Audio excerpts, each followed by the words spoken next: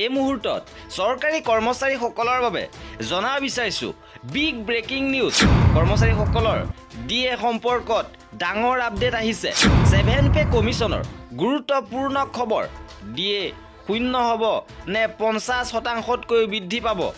চৰকাৰী কৰ্মচাৰীৰ বাবে আহিছে এই ডাঙৰ আপডেট। সবিশেষ খবৰৰ বাবে ভিডিঅ'টো প্ৰথমৰ পৰা শেষলৈকে চাই থাকিব। লোকসভা নিৰ্বাচন চলি থকাৰ সময়তো ডিএ সম্পৰ্কীয় আলোচনা পূৰ্ণ গতিৰে চলি আছে। কিছুদিন পূৰ্বে চৰকাৰে ডিএ 4%ৰ পৰা 50%লৈ বৃদ্ধি কৰিছিল। তাৰ পিছত কৰ্মচাৰী আৰু পেঞ্চনাৰৰ মুখত যথেষ্ট সুখ দেখা গৈছে। এতিয়া চৰ্চা হৈছে যে চৰকাৰে 0ৰ পৰা আৰম্ভ কৰি ডিএ আৰু বৃদ্ধি কৰিব নে এনেকৈ চলি থাকিব।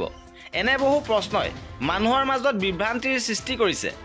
মৌলিক দৰমহাত 50% পৰ্যন্ত ডিএ যোগ কৰা হয়। লগতে 28 মাৰ্চত ডিএ গণনাৰ বাবে তথ্য প্ৰকাশ পাব যদিও চৰকাৰে এতিয়ালৈকে কোনো সিদ্ধান্ত লোৱা নাই।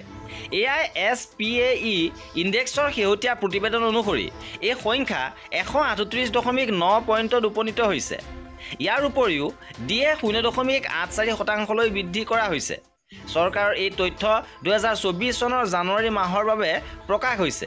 লগতে একাংশ বিশেষজ্ঞৰ মতে ডিএ পুনৰ 4%লৈ আকৌ বৃদ্ধি কৰা হ'ব, অৰ্থাৎ 54% হাৰতহে প্ৰদান কৰা হ'ব ডিএ। প্ৰতিবেদন অনুসৰি 0 হোৱাৰ সম্ভাৱনা অতি কম যেন লাগে। AISPAE সূচকাংকৰ দ্বাৰা নিৰ্ধাৰিত ডিএ স্ক'ৰ বৰ্তমান আপডেট কৰা হোৱা নাই। এই ধাৰা অনুসৰি বৰ্তমান ডিএ প্ৰায় 51%ত আছে। সেই অনুসৰি এতিয়া 54%লৈ বৃদ্ধি কৰাৰ সিদ্ধান্ত লোৱা হ'ব পাৰে ডিএ। লগতে শেহতীয়াকৈ কেন্দ্ৰীয় কৰ্মচাৰী আৰু পেঞ্চনাৰৰ ডিএ 4% বৃদ্ধি কৰিছে মোদী চৰকাৰে।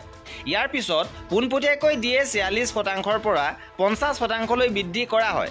তদুপৰি কৰ্মচাৰীসকলৰ মৌলিক দৰমহা উপযুক্তভাৱে বৃদ্ধি হোৱাৰ আশ্বাস দিয়া হৈছে। প্ৰায় 1 কোটি কৰ্মচাৰী আৰু পেঞ্চনাৰসকলে বৰ্ধিত ডিএৰ সুবিধা লাভ কৰিব বুলি ধাৰণা কৰা হৈছে। ইয়াৰ হাৰ 2024 চনৰ 1 জানুৱাৰীৰ পৰা কাৰ্যকৰী কৰা হ'ব বুলি গণ্য কৰা হৈছিল। 2024 চনৰ 1 জুলাইৰ পৰা কাৰ্যকৰী হ'বলগীয়া বৰ্তমানৰ ডিএৰ ৰেট বৃদ্ধিয়ে সকলোকে যথেষ্ট সকাহ দিবলৈ গৈ আছে। কৰ্মচাৰীসকলে এনেধৰণৰ খা খবৰৰ বাবে আমাৰ চেনেলটো ছাবস্ক্ৰাইব কৰি ৰাখিব। ভিডিঅ'টো শেষলৈকে চোৱাৰ বাবে বহুত ধন্যবাদ।